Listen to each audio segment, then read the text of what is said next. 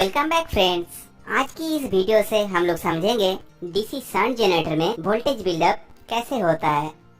तो चलो एकदम बेसिक से शुरू करते हैं।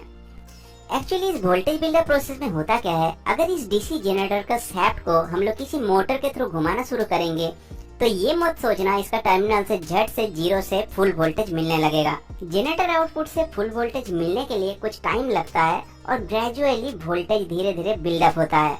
और डीसी जनरेटर का वोल्टेज धीरे धीरे कैसे फुल वोल्टेज तक पहुंचता है यही आज समझना है। जो भी हो, यहाँ पे और एक इंटरेस्टिंग फैक्ट है, इस वोल्टेज बिल्डअप प्रोसेस देखोगे सिर्फ डीसी शंट जनरेटर के लिए डिस्कस किया जाता है। तो ऐसा क्या खास बात है डीसी शंट जनरेटर में जिस कारण वोल्टेज बिल्डअप प्रोसेस सिर्फ इसी टॉपिक पे डिस्कस होता है। डीसी शंट जनरेटर का खासियत है इसका आर्मेचर और फील्ड का कनेक्शन में। देखो, फील्ड आर्मेचर के साथ पैरेलल में कनेक्टेड है, लेकिन सेपरेटली एक्साइटेड जनरेटर में फील्ड में अलग से सप्लाई दिया जाता है। और फील्ड में हम लोग अगर सप्लाई देंगे तो फील्ड में फ्लक्स प्रोड्यूस्ड होगा।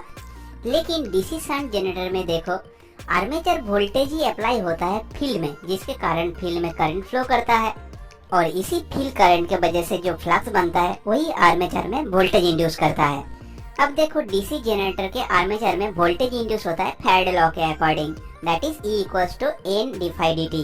इसी को अगर हम लोग सिंपल भाषा में बोलेंगे, इंड्यूस्ड ईएमएफ के लिए हम लोगों को फ्लक्स चाहिए और रोटर रोटेट करना चाहिए। तो हम लोग डीसी जनरेटर को स्टार्ट करने के लिए मोटर से रोटेट कराना शुरू कर देते हैं, जिससे आर्मेचर तो घूमता रहता है, लेकिन फील्ड में करंट नहीं होने की वजह से यहाँ पे फ्लक्स जनरेट नहीं हो पाता है।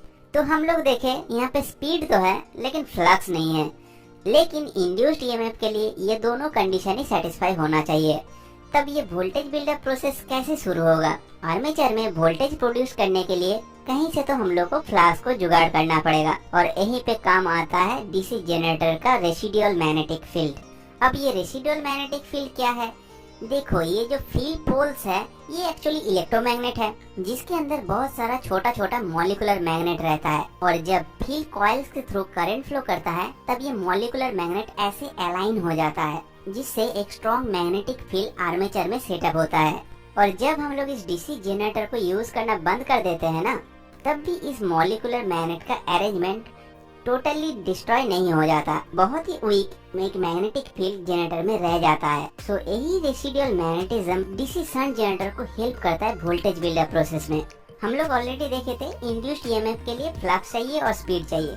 तो रेसिडुअल मैग्नेटिज्म के कारण हम लोग को थोड़ा मोड़ा एक वीक मैग्नेटिक फील्ड मिल गया और इसी मैग्नेटिक फील्ड से आर्मेचर में 2 से 4 वोल्ट जनरेट हो जाता है। तो देखो, शुरुआत में इस फील्ड के अक्रॉस वोल्टेज था 0, अब तो 2 से 4 वोल्ट आ गया जो फील्ड में अप्लाई हो रहा है। तो यहाँ पे जो मैग्नेटिक फील्ड है वो थोड़ा सा स्ट्रॉन्ग हो जाता है, जिससे आर्मेचर का वोल्टेज और बढ़ता है।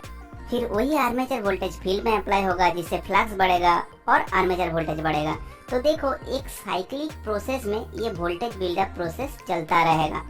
आर्मेचर वोल्टेज फील्ड में अप्लाई हुआ, जिससे फील्ड करंट फ्लो किया और फील्ड में करंट फ्लो करेगा तो फ्लक्स जनरेट होगा और फ्लक्स का वैल्यू बढ़ेगा तो आर्मेचर का वोल्टेज भी बढ़ जाएगा। सो शुरुआत में इस रेसिडुअल मैग्नेटिज्म काम आया, उसके बाद इसका रोल खत्म। Now DC generator can handle its own problem.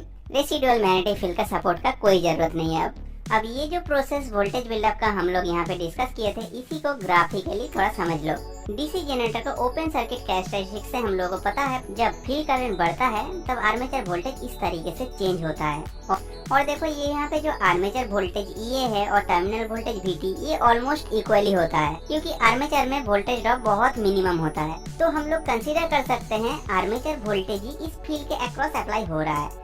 तो ये स्ट्रेट लाइन आ गया इस फील्ड वाइंडिंग का आयर वोल्टेज ड्रॉप का कर्व। अब चलो देखते हैं वोल्टेज बिल्डअप किस तरीके से होता है। पहले रेसिडुअल मैग्नेटिज्म से इतना वोल्टेज आ जाता है, तो यहाँ पे जब आर्मेचर पे इतना वोल्टेज आ गया तो फील्ड में करंट कितना फ्लो करेगा, इतना अमाउंट, और फील्ड करंट 0 से इतना बढ़ने के कारण यहाँ तक वोल्टेज बिल्डअप हो गया।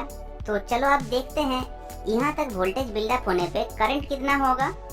फील्ड करंट देखो यहाँ से बढ़ के यहाँ तक आ गया, तो इतना ज्यादा फील्ड करंट के लिए आर्मेचर का वोल्टेज भी बढ़ जाएगा, तो वोल्टेज यहाँ तक पहुँच गया।